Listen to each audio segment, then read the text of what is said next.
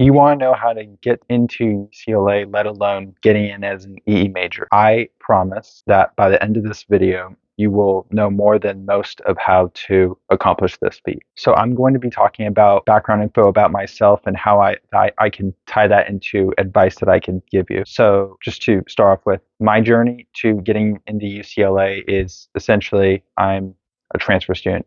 I applied out of high school to 10 schools, one of which being UCLA, and I didn't get accepted to any of them. So naturally, I had to go to junior college, which I chose IBC. And I spent about 2 years there. About March of that first year, I had COVID happening. And so I was at home until about my first year into UCLA. And so I actually got accepted by UCLA and my dream school at the time, UC Irvine. And I decided to go to UCLA. And so I've been here for about 2 years now. Originally, I conceived the idea of going to major in electrical engineering from my dad because he's a software engineer who works at Broadcom.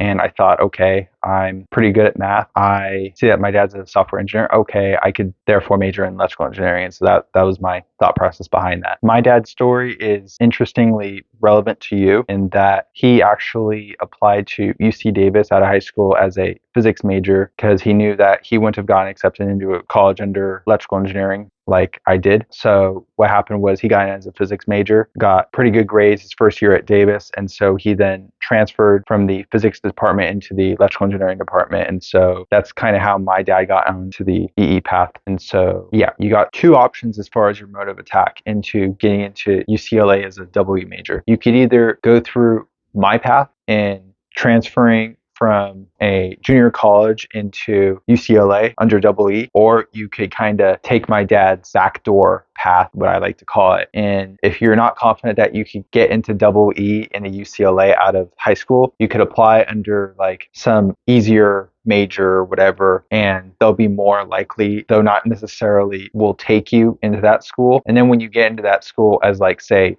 undeclared or some major that is not EE, you could then throughout that year just get really good grades. Or I mean, the thing is that, you know, since it's UCLA, it's they're not just going to make it easy for you to get good grades. So there's that. You get what I mean. You could either go through my path, transfer from junior college over there, or you could go my dad's path and transferring under like some other major, because it's most majors that are not EE are easier to go into a good college out of high school. So you could do that and then get really good grades your first year into UCLA and then transfer from whatever corresponding that department is into electrical engineering. Now, what if you, as a high schooler, apply to UCLA and some other schools, some other UCs or state colleges, and you don't go into UCLA, but you get accepted in some of those other schools? What I would argue here, and this is tough, but this is from my judgment and from your value system might render mine wrong. And so at the end of the day, you got to go with what's right for you. But in my honest opinion, based on the fact that it's simply harder to transfer from state colleges or other UCs to UCLA versus going from junior college to UCLA, because government has like a policy where they want to have like more equal access, like stuff for students to get into a high quality education program. That's why they are less picky about selecting junior college students versus the state colleges. That's why I would advise you to, if you don't get accepted into UCLA, but you get accepted into the state colleges or the other UCs, I advise going to junior college to sort of grind it out, if you will, and in order to maximize your chances of going into UCLA. So if you are a high schooler and you're trying to get into UCLA double E, I would advise, try to take 2 or 3 APs per year while you're in high school, and then of course try and do good on your SAT, ACT, whatever, assuming they still have that requirement post-COVID. Not too sure, but yeah, if you after all that still don't get into UCLA, that's fine. Go to junior college and then get pretty good grades, and then you should be able to, if you do high enough, get into UCLA double E. And so for fellow transfer students like myself, I would recommend for you to take sort of the bare minimum full-time student course load. So that's about 12, 15 units. So that way you sort of maximize your chance of doing well on each and every one of those courses. And also, I think that though I didn't do this, and maybe to even increase my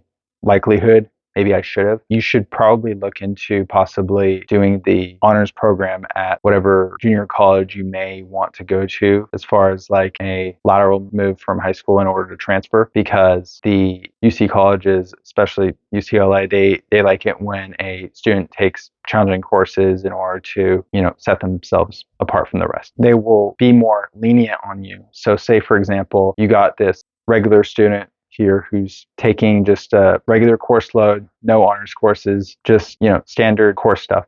Meanwhile, you got another student here who gets like 1B, but gets 1B out of like all the courses taken. Everything else is all A's. This student here, the one who takes regular course loads, is no honors courses, it has all A's, but this one has honors. The colleges, UCLA, of course, will take the student with the B grade and the honors course curriculum because this student was willing to challenge him or herself. So that's just something to keep in mind. So whether you're going from out of high school or transferring, I would try to get some sort of experience to put on your application. And I mean, it ideally should be something that you genuinely like to do.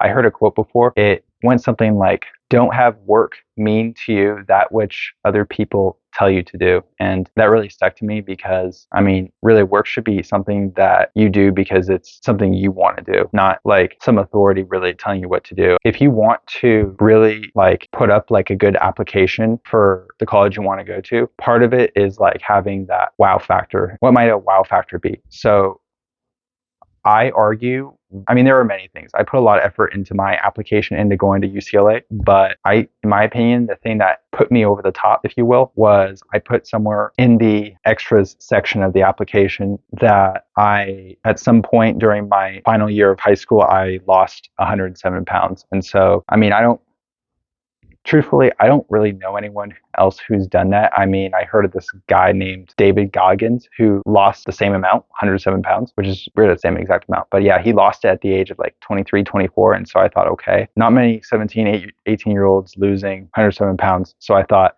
can't hurt to add that on the application. And so, yeah, that's what I think. But I mean, you don't really know.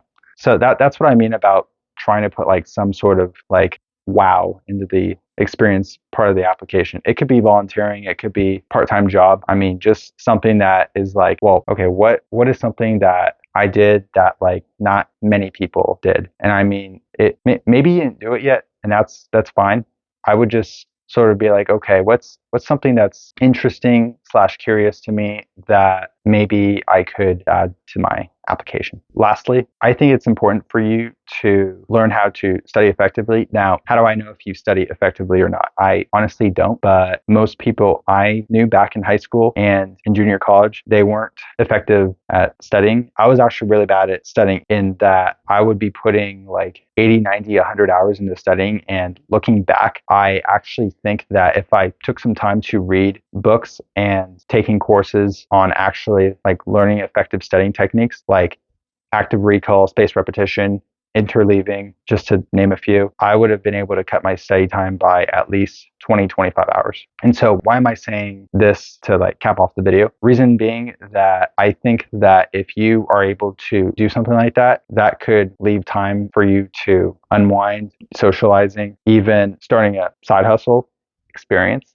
So I think it really is a domino effect for actually being effective at studying, saving time, and it could actually lead to you being this well-rounded individual. And so in my opinion, if I were to look back and say, man, what's one thing I could have done? That would be the thing. I would, after graduating high school, I would have just immediately have gone to consult like courses and read books and stuff, but I didn't do that until like 3 or 4 years later. Yeah, I hope that you found this video helpful, and hopefully this helps you get over the top in getting into this university. So, all right, adios.